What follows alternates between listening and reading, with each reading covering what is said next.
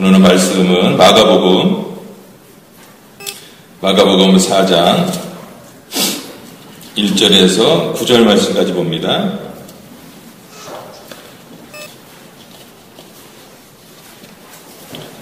마가복음 4장 1절에서 9절 말씀입니다. 신약성경 제성경으로 57페이지입니다. 다 같이 합독하도록 합니다.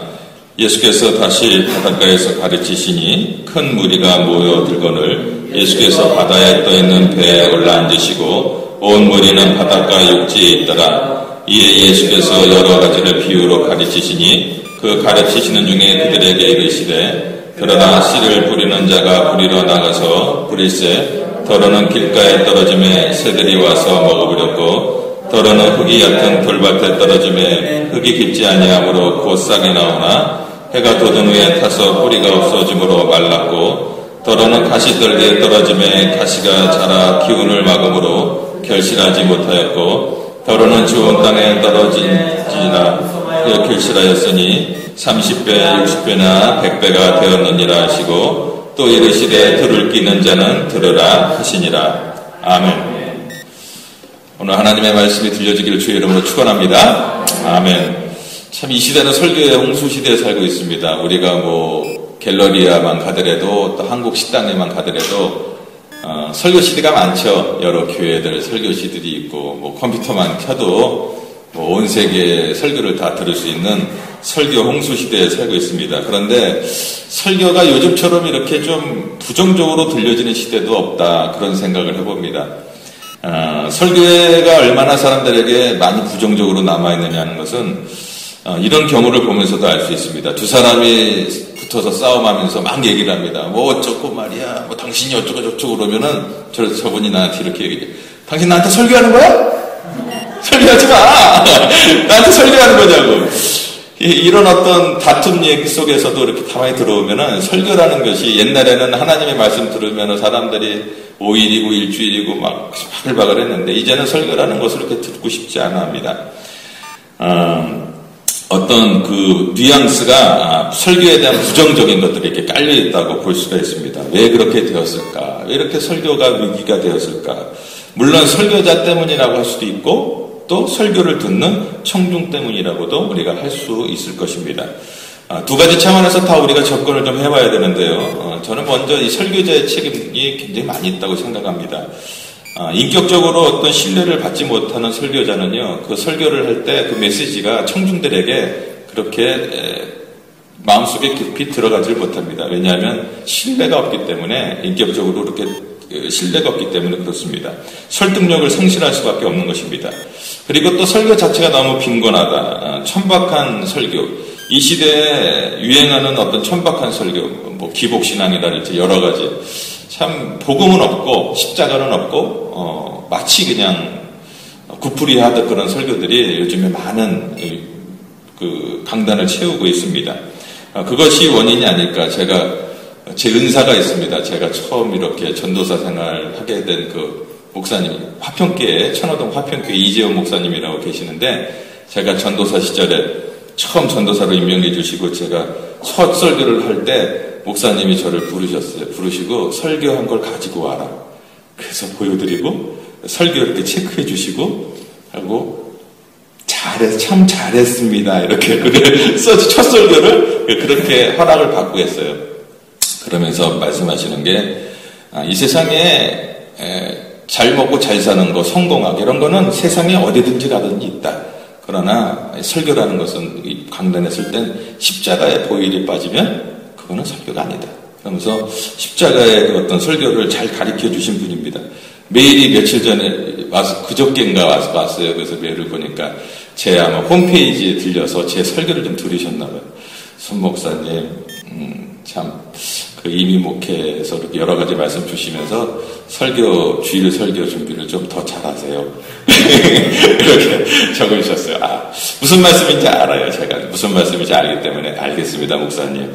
더 열심히 하겠습니다. 그리고 꼭 좋은 모습으로 한번 모시고 싶습니다. 그렇게 제가 전했습니다. 저희 교회가 좀 이렇게 성장하면 제가 이제 부흥사로 부흥 강사님을 한번 모시고 싶어요. 은사님이기 때문에 한번 모시고 싶습니다. 미국에도 많이 부흥에 다니시는데 기왕이면 좀 오셨을 때 이제 한번 이렇게 들려달라고 그렇게 말씀을 좀 전해보려고 합니다. 어찌됐건 참 설교자들이 잘 준비해야 됩니다.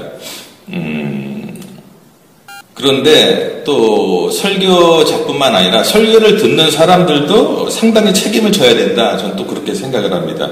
오늘 청중들이 얼만큼 설교를 듣는데 진지한 마음으로 듣는지 그걸 좀 저도 알고 싶습니다. 저도 설교를 자꾸 하고 설교를 듣다 보니까 이상하게 설교를 듣는 게 아니에요. 하나님의 말씀을 듣는 것이 아니라 저도 모르게 이 설교 이렇게 좋은데 이렇게 판단하고 있다는 모습을 저도 발견하게 됐습니다. 그래서 제가 며칠 동안 이렇게 설교를 들으면서 회개를 많이 했어요. 나는 제가 좋아하는 목사님 설교를 들으면서 내가 이래서는 안 되겠구나. 청취자의 자세, 이것이 하나의 또 결정적인 중요한 어떤 요인이 된다고 저는 생각합니다. 오늘 본문에는 설교가 성실한 원인은 청중들에게 있다라고 예수님이 말씀하십니다. 물론 예수님은 그쵸, 말씀이 권위가 있잖아요. 예수님 설교가 안 좋습니까? 예수님 설교는 다 좋아요. 그런데 예수님께서 말씀하시기를 설교가 안 되는 이유는 그 말씀이 열매 맺지 않는 건 밭에 문제가 있다. 청중들에게 문제가 있다라고 가리키고 있습니다. 오늘 우리는 이 말씀을 가리켜 씨 뿌리는 비유다 그러는데 어떤 의미로 말하면 밭에 대한 비유라고 할 수가 있겠습니다. 예수님께서 해안가에서 이제 배를 띄우시고 청중들은 이제 그 모래사장에 앉아서 있으면서 예수님께서 말씀을 전합니다. 하나님 나라의 복음을 듣고 있는 그들이 그의 삶 속에서 말씀을 듣고 무엇보다 변화되는 인생의 열매를 맺으려면 우선 진지한 청취자의 그런 어떤 자세가 필요한 것입니다. 이것을 예수님께서 역설적으로 비유를 들어 말씀하고 있는 것입니다. 오늘 본문의 결론이라고 할 수가 있는데 본문 4장 9절에 보면 이르시되 들을 귀 있는 자는 들으라 하셨습니다. 이것이 강조되어 있어요. 여러분 들을 귀가 있어서 이 말씀을 꼭 듣고 변화되는 귀한 은혜 시간이 되길 바랍니다. 11회는 비유에서 세 가지 중요한 요소가 있죠. 뭐가 있죠? 우선 씨가 있죠. 그 다음에 밭이 있습니다. 씨는 어디다 뿌려요? 밭에 뿌립니다. 그 다음에 열매가 열립니다. 그죠? 오늘 말씀의 이 씨는 똑같은 씨였습니다. 무슨 좋은 씨, 나쁜 씨가 아니라요. 씨는 무슨 씨? 똑같은 씨였습니다. 똑같은 씨가 어디 밭에? 다양한 밭에 뿌려집니다. 그런데 어떤 밭에서는 30배, 60배, 100배의 열매를 맺습니다. 그러나 똑같은 씨가 떨어졌음에도 불구하고 어떤 밭에서는 전혀 열매를 맺지 못합니다. 왜 그러냐? 그것은 밭이 잘못되어 있기 때문에 그렇습니다. 네 가지 밭을 말씀하시는데 첫째는 무슨 밭이죠? 길가를 말합니다. 길가와 같은 마음밭. 저는 한마디로 이 길가와 같은 마음밭은 어떤 명목상 기독교인이다. 그렇게 말씀을 드리고 싶습니다. 이들은 교회 바깥에 있는 사람들이 아니에요. 이 길가라는 밭은 교회 안에 있는 사람들입니다. 말씀을 들을 수 있는 기회를 가졌습니다. 근데 잘못 듣는 것이 문제입니다. 일단 말씀을 들었으면 이 사람들 우리가 교인이라고 할 수 있겠죠? 그죠? 지금 길가는 교인이라고 하면 됩니다. 근데 교인인데 왜 길가와 같은 교인이 되었을까? 이들은 정말 실제로 말씀에 대한 열정도 없고 또 말씀에 대한 사랑도 없었답니다. 그런 사람을 길가같이다. 그래서 그 말씀이 삶 속에 전혀 뿌리를 내릴 수가 없는 그런 밭인 것입니다. 예수님께서 말씀하시는 그 길가라는 것은 주로 팔레스타인에 있는 밭과 밭 사이 그런 어떤 나 있는 그 뭐라 그러죠? 논과 논 사이에 나 있는 무슨 길이 있죠? 그 무슨 길이라고 합니까? 농두렁, 그죠? 논두렁 이런 길. 옛날에는 그 로마 시대에는 이제 행정이 잘 돼서 이제 하고 있었지만 팔레스타인 지방에는 그렇게 길이 잘 돼 있지 않았습니다. 그래서 사람들이 논두렁, 이렇게 밭과 고랑 사이로 많이 다녔죠. 그 다니다 보면 그 길이 어떻게 되죠? 사람 계속 밟게 되면 이제 벤치하게 되네요. 거기다 아무리 씨를 뿌려도요, 씨가 아마 자라질 못합니다. 아마 그런 밭을 말하는 것이 아닌가 생각해 봅니다. 여기에 씨가 떨어졌어요. 그런데 씨가 떨어지자마자 어떤 사건이 벌어졌습니까? 씨가 떨어지자마자 뭐가 와서 쪼아 먹었어요? 새가 와서 탁 쪼아 먹습니다. 아마 캐나다에서 했었으면 아마 갈매기가 와서 쪼아먹었을 거예요. 갈매기가. 걔는 아무거나 다 먹더라고요. 하여튼 떨어지기도 전에 먹어요. 예수님이 씨 뿌리는 비유를 친히 예수님께서 또 해석을 해주셨어요. 비유를 말씀하시고 해석을 해주시는데 15절에 보면 말씀이 길가에 뿌려졌다는 것은 이것이니 말씀을 들었을 때 사단이 와서 저에게 뿌리운 말씀을 빼앗는다. 이것이 이제 주님의 해석입니다. 말씀이 길가에 뿌려졌다는 것은 말씀을 듣긴 들었는데 뭐가 와서 지금 가져가요? 사단. 그러니까 새를 뭐라고 비유했죠? 새가 사단인 것입니다. 그러니까는 듣는 즉시 사단이 와서 말씀을 빼앗는 것이에요. 새가 다 와서 쪼아먹듯이 하나님의 말씀이 분명히 지금 뿌려졌는데 이게 새가 와서 마귀가 와서 말씀을 탁 뺏어간다는 것입니다. 마귀가 했다는 것이에요. 그렇다면 오늘 이런 길가밭에 있는 사람들은 말씀을 자기 것으로 삼지 못하고 살아가는 사람들은 그런 어떤 사람들일까? 요즘 교회를 따지면 저는 글쎄요, 여러 가지 분류가 있겠지만 좀 이런 사람이 아닌가. 습관적으로 교회에 오면 조는 사람, 이것이 바로 길가를 대표하는 사람이 아닌가 생각해 봅니다. 존다는 것 나쁜 거 아니에요. 졸 수 있습니다.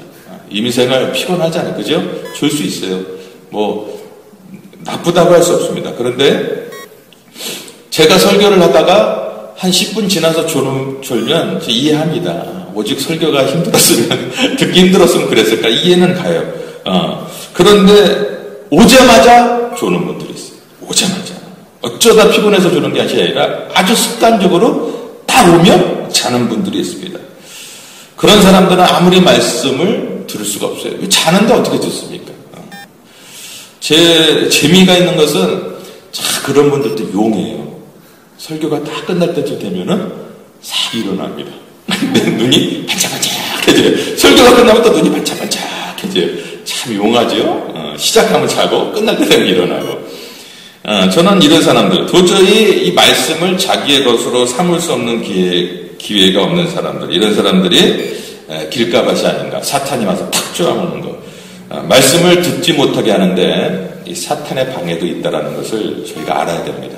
그래서 제가 한번 말씀드렸죠. 어느 부흥사님이 오셔. 제가 옛날에 뒤에서 전도 시절에 말씀만 들으면 좋은 거예요. 담임 목사님 말씀만 들으면. 그러면 안 되는데 턱 졸고 그러는데 부흥사 강사님이 오셔 그러더라고요. 말씀을 들을 때 졸게 하는 마귀가 있다고. 이 진짜 있는 것 같아요. 그래서 그럼 강사님이 예수 이름으로 쫓아내라고 그렇게 해서 제가 정말 예수 이름으로 잠이 올 때마다 쫓아서 예수 이름 달라. 진짜 이제는 어떠한 설교를 들어도 잠이 안 와요. 잠이 안 와. 정말 은혜가 안 돼도 잠은 안 와요. 너무 감사해요. 그렇게 되었습니다. 어찌됐건 여러분 자꾸 잠이 오거나 하나님 말씀 못 듣게 하면 예수 이름으로 쫓으시기 바랍니다. 아멘. 그리고 말씀을 잘 듣기 바랍니다. C.S. 루이스라는 그런 어떤 그 신학자가 있는데 많은 기독교 서적을 썼던 사람이죠. 근데 이런 분이 이 책을 썼는데 악마의 편지라는 책에 이런 내용을 썼습니다. 거기에 사탄의 전략이 아주 투명하게 나타나 있습니다. 오늘날 영국 노신사가 사회적으로 존경받는 노신사가 도서관에 갑니다. 도서관에 가서 이 책 저 책을 보다가 자기 손에 기독교 서적이 하나 딱 집힌 거예요. 그래서 읽다 보니까 마음에 감동이 온 거예요. 내가 이렇게 살면 안 되는데. 그러면서 그 노신사가 은혜를 받습니다. 내 삶이 달라져야겠다. 내가 정말 좀 뭔가 이렇게 새로워져야겠다 생각을 하는데 여러분 생각하는 거 굉장히 중요하잖아요. 그죠? 책을 기독교 서적을 읽으면서 인생이 변할 수가 있으니까. 그런데 이렇게 생각을 하고 있는데 순간 한순간에 점심시간이 좀 된 거예요. 밥 먹어야지. 그래서 이제 식당과 레스토랑 가서 이제 밥을 먹습니다. 밥을 먹고 있는데 밥을 먹으니까 어때요? 좀 이렇게 충동충동 이렇게 배가 부르면요 아무 생각이 없어지잖아요. 그러면서 이제 책을 쓱 집어넣고 그래. 내가 이 나이에 뭐 변하면 얼마나 변하겠어. 인생이 다 그런 거지 뭐. 그러면서 뭐 그런가 하고 나서 이제 다시 집으로 이제 돌아갑니다. 버스를 타고 돌아갑니다. 아무것도 없었던 일처럼 돌아갑니다. 그때 악마는 이 버스를 타고 가는 이 노신사의 뒤에서 회심의 미소를 짓는다. 이런 내용이 있습니다. 저는 이 이야기를 보면서 오늘날 이것이 교회를 예배당을 채우고 있는 많은 사람들의 모습이 아닐까 저는 생각을 좀 해봅니다. 교회 와서 주일날 아침에 와서 이렇게 예배를 드리면서 어떤 날은 항상 그러는 것이 아니라 어떤 날은 좀 마음에 좀 감동이 조금 와요. 내가 좀 새로워져야겠다. 나도 좀 변화를 좀 가져봐야겠다. 나도 좀 신앙의 길을 추구해야겠다. 그런 생각이 드는데, 그런 순간이 드는 순간에 조금 설교가 길어지면 목사님 오늘 설교 기네. 설교가 좀 길어. 또 한 얘기 또 하고 그러면서 식당 메뉴가 또 오늘은 뭘까? 콩나물 비빔밥? 무슨 밥? 이러면서 이제 딱 생각을 합니다. 이분이 교회에 출석하는 가장 중요한 이유 하나 가운데가 설교보다는 점심에 대해서 굉장히 관심이 많이 있는 분이죠. 사실 그것도 안 나오는 것보다 나아요. 그죠? 자꾸 나오다 보면은 변화될 수가 있으니까, 바뀔 수가 있으니까. 이제 점심을 먹으면서 마치 아무 일도 없었던 것처럼 돌아갑니다. 그때 그 사람에 대해서 회심의 미소를 짓고 있는 악마의 모습을 한번 여러분 상상해 보십시오. 바울은 고린도후서 4장 4절에 이렇게 말합니다. 이 세상의 주인은 하나님이신데 그럼에도 불구하고 이 마귀는 자기가 신인 것처럼, 주인인 것처럼 행한다라고 말합니다. 사탄 마귀는 믿지 않는 사람들의 마음을 혼미케 해서 복음의 광채가 비치지 못하도록, 그렇게 복음이 사람들의 마음속에 들어가지 못하도록 사단이 방해하고 있다라고 고린도후서 4장 4절에 말하고 있습니다. 그래서 도무지 말씀이 내 마음속에 들어가지 못하고, 말씀을 들어서나 말씀을 어떤 자기 것으로 하지 못하고 굳어지는 상태로 살아가는 사람들, 그것이 바로 기름과 밭이라는 것입니다. 오늘 나는 어떤 밭인가 한번 생각해 보기 바랍니다. 두 번째는 무슨 밭입니까? 이제 돌짝밭이죠. 돌짝밭인데, 저는 길가밭이 명목상 기독교인이다라고 말을 할 수 있다면, 두 번째는 이 돌짝밭은 어떤 피상적인 기독교인이 아닌가, 비슷비슷해요. 그런 기독교인이 아닌가 생각을 해봅니다. 이 사람도 어떤 뿌리를 내리지 못한 기독교인이다라고 말씀드릴 수가 있겠습니다. 이런 사람들에게 예수님께서 뭐라고 설명하셨냐면은 16절과 17절 이렇게 보면 한번 같이 읽을까요? 시작. 또 이와 같이 돌밭에 뿌려졌다는 것은 이들을 가리킴이니 곧 말씀을 들을 때에 즉시 기쁨으로 받으나 그 속에 뿌리가 없어 잠깐 견디다가 말씀으로 인하여 환난이나 박해가 일어나는 때에는 곧 넘어지는 자요. 옛날 청교도인들에게는요, 기독교인들에게 세 가지 적이 있다고 말합니다. 첫째는 사탄, 두 번째는 그리스도 육신의 어떤 그 적, 우리 안에 있는 부패한 이기심, 내 안에 자리 잡고 있는 어떤 이기심, 이것이 어떤 신앙생활의 정의다라고 얘기했고, 또 세 번째는 우리를 둘러싸고 있는 세상, 가치관이 변화된 잘못된 가치관을 갖고 있는 이 세상, 이 세 가지가 바로 크리스찬의 3대 적이다라고 청교도들은 말했습니다. 자, 길가와 같은 마음을 공격하고 있는 것이 뭐라고요? 마귀죠. 그 마귀라고 한다면 돌짝밭을 공격하고 있는 것은 우리 육신이다. 육신의 욕심이다. 우리 육신 안에 있는 이기심, 부패한 것, 그리고 이기심, 그리고 편리한 것만 추구하는 것. 그래서 이것이 복음이 더 이상 나에게 편리하지 않다면 쉽게 신앙을 포기할 수 있는 사람들, 이것이 돌짝밭 같은 밭이다 라고 성경은 말합니다. 제가 얘기한 거 아닙니다. 성경이 말합니다. 팔레스타인을 이렇게 선지순례를 다녀왔던 분들의 얘기를 들어보면 팔레스타인은 이 돌이 많다고 합니다. 그러겠죠. 사막이고 그러다 보니까 돌이 많은데, 그리고 또 석회질도 많고 그러다 보니까 푸석푸석하고 땅이 깊지가 못하고 무리와 비가 와도 이렇게 그냥 빠지고 말고 밭에 깊이가 없어요. 그러니까 열매를 맺지 못하는 경우가 굉장히 많다고 합니다. 자, 처음에는 어떤 16절에 보니까 이런 돌짝밭은 말씀이 들어갔을 때 어떤 반응을 보였어요? 기쁨이 있어요. 제가 여기 기쁨이 있었어요. 맞아요. 말씀을 들으면서 동의도 합니다. 맞아. 맞아. 그리고 뭐 강사님이 또 여기서 얘기하면 웃기도 하고, 웃기도 하고, 또 강사님이 좀 슬픈 얘기하면 막 울기도 하고, 맞아. 그러면서 나름대로 은혜를 받았다고 생각할 수 있습니다. 이런 분들은 또 어디를 가서 간증도 해요. 간증도 하고. 그런데 재미난 것은 이 돌짝밭은 교인이 이런 스타일이라는 거예요. 어느 날 와서 은혜를 받은 것 같아요. 그래서 뭐 얘기하면 막 간증도 하고, 막 대단합니다. 막 얘기하고, 뭐 어쩌고저쩌고 얘기합니다. 화려하게 등장하죠. 바람과 함께 쫙 등장하고, 쫙. 그러다 어느 순간 바람과 함께 쫙 사라집니다. 이거 어디 갔어, 그 사람? 근데 왜 사라졌냐? 나중에 알고 보면 별것도 아니에요. 별것도 아니에요. 뭐 조금 자기한테 기분 나쁜 얘기를 했다든가, 뭐 상처 조금만 그런 일 때문에 교회 나오지 않고, 자기를 좀 무시했다고 해서 교회 안 나오고, 그러면서 인간 보기 싫다고. 그러면 다른 교회를 가면 되는데 신앙생활도 안 하는 분이 있습니다. 제가 아는 선배도, 대학교 선배도, 그분도 나랑 비슷하게 예수님 믿고 나서 예수 그 종호야 나 변했구나 막 그러더니 어느 순간 똑같이 어느 순간에는 또 술 마시고 계시더라고요.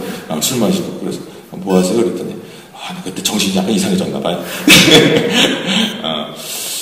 신앙을 좀 잘 지켜야 되는데 그러지 못한 사람이 있다는 것입니다.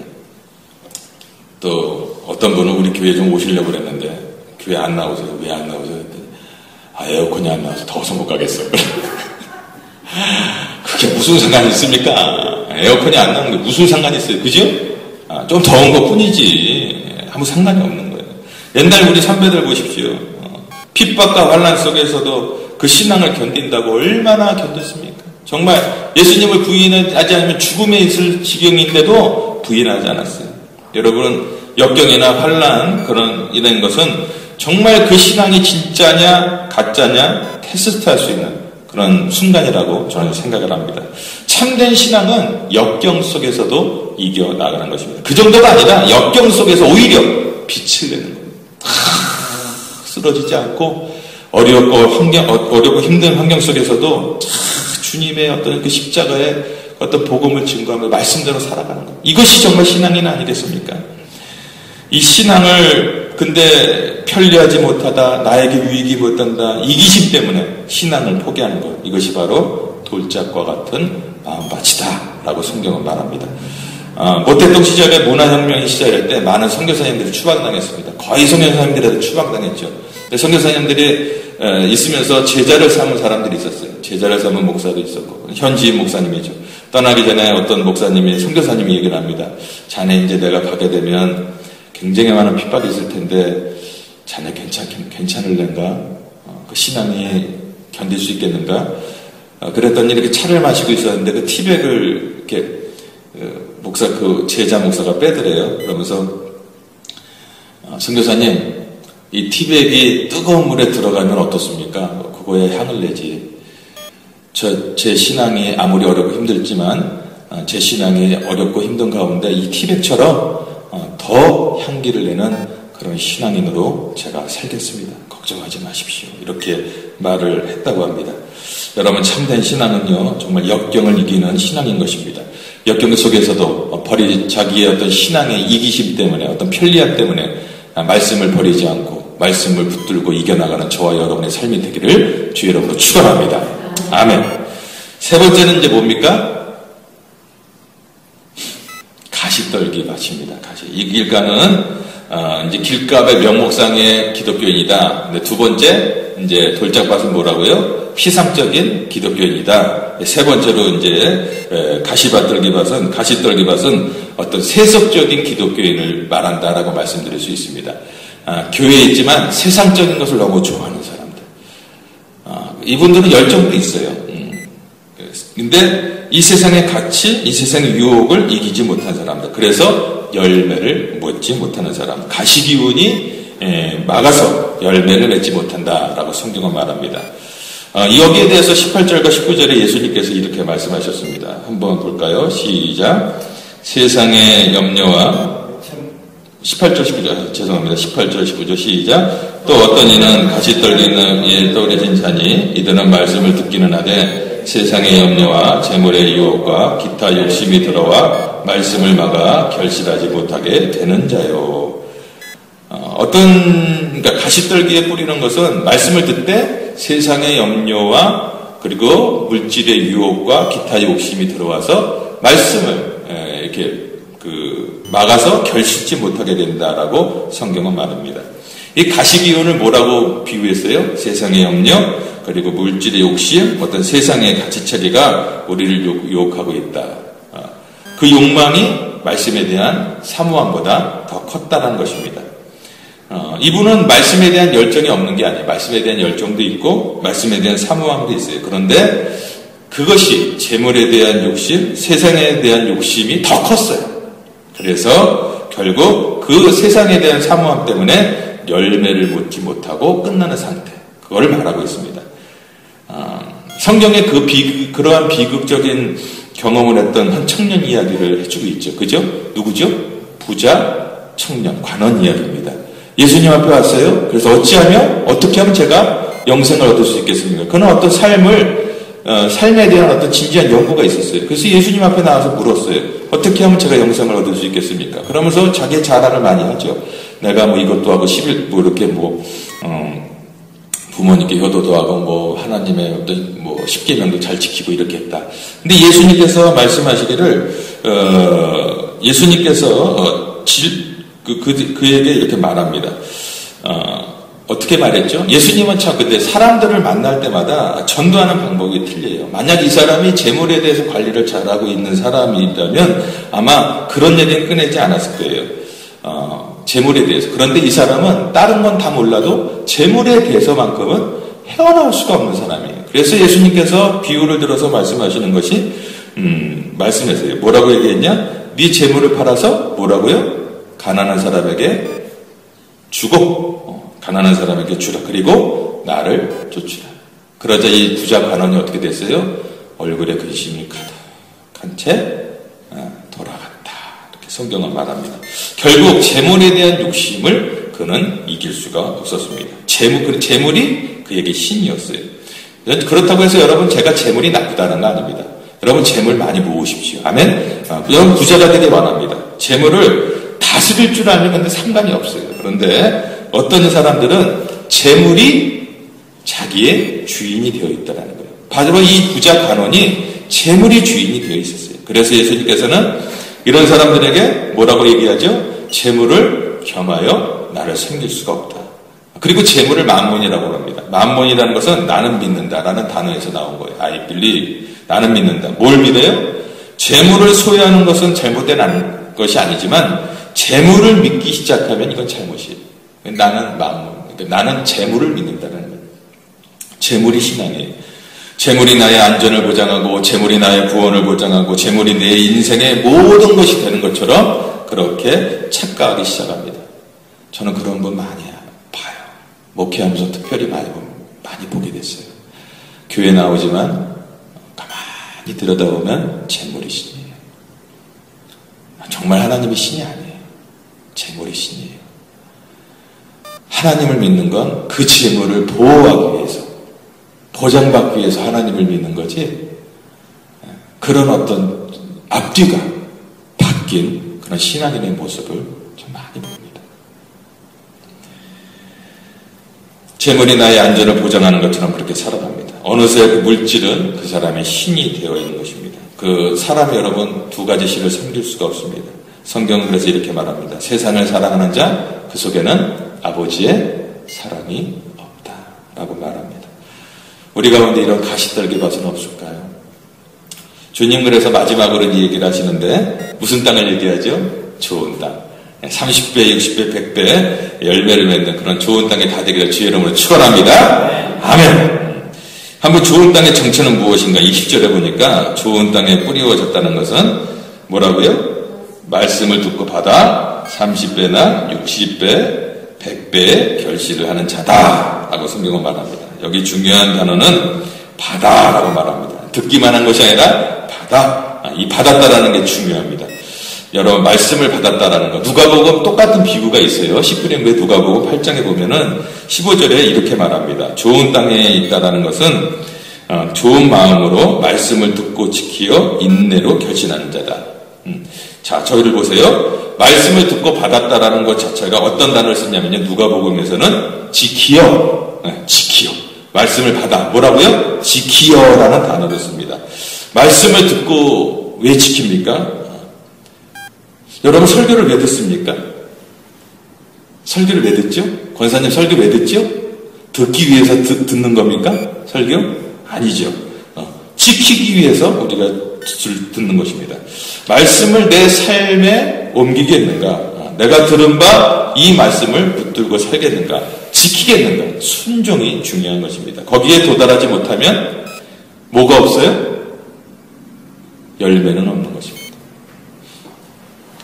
이것이 중요합니다. 어떤 사람은 예배를 많이 드린다고 합니다. 예배 우리도 많이 드려요. 하지만 그것이 자랑은 아닙니다. 나 이번 주에 예배 5번 드렸어. 나는 오늘 성경 5시간 읽었어. 물론 안 드리는 것보다 낫죠. 그죠? 말씀을 읽는 게 낫습니다. 얼마나 대한 말씀에 대한 목마름이 있었으면 5시간이 읽었겠어요. 그런데 한번 이렇게 좀 상상을 해보시고, 나는 5시간이나 먹었다. 음식을 5시간이나 먹었다. 그래. 자랑 같습니까? 아닌 것 같습니까? 무식한 것 같아요. 네.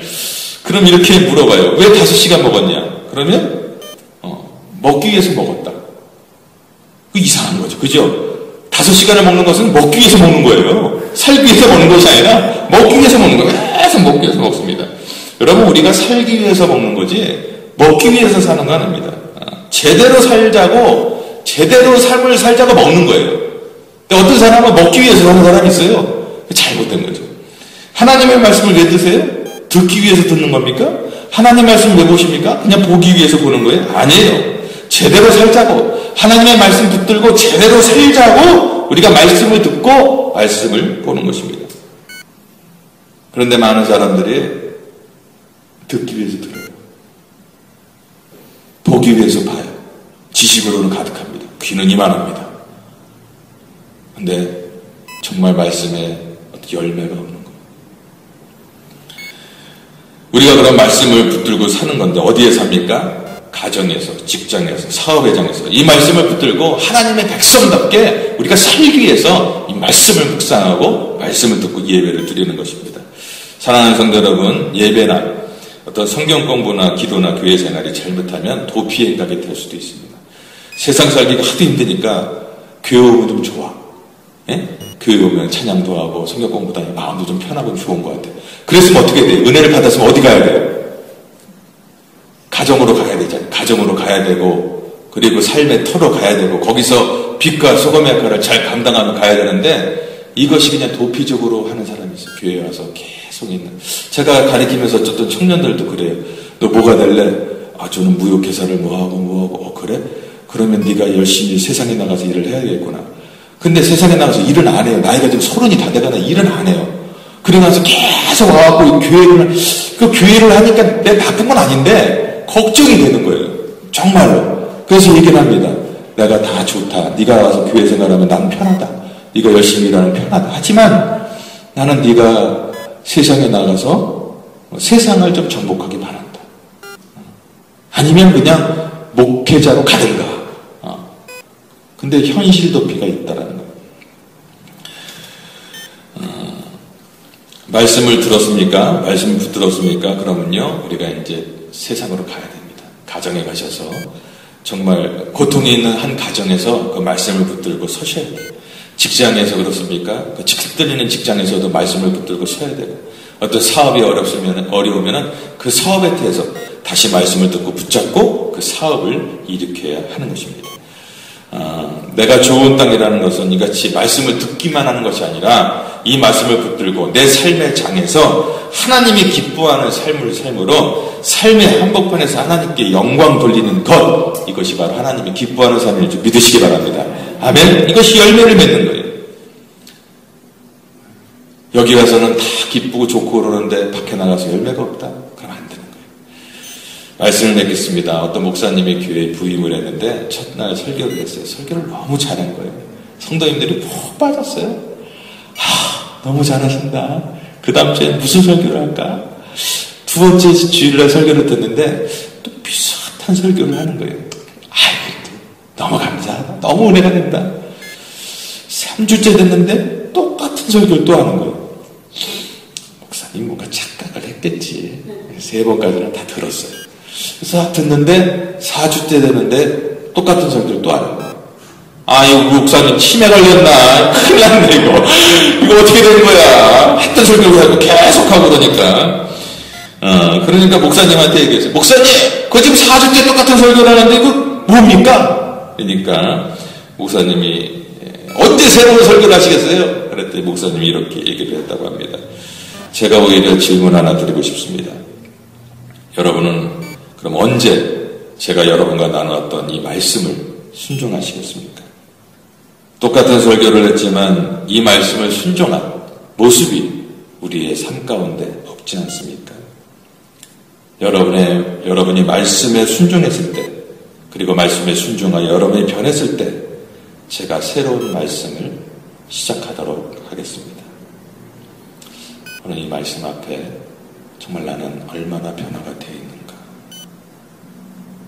한번 깊이 생각하는 그런 귀한 시간이 되기를, 그래서 정말 30배, 60배, 100배 열매를 맺는 귀한 밭들이 다 되기를 주의 이름으로 축원합니다.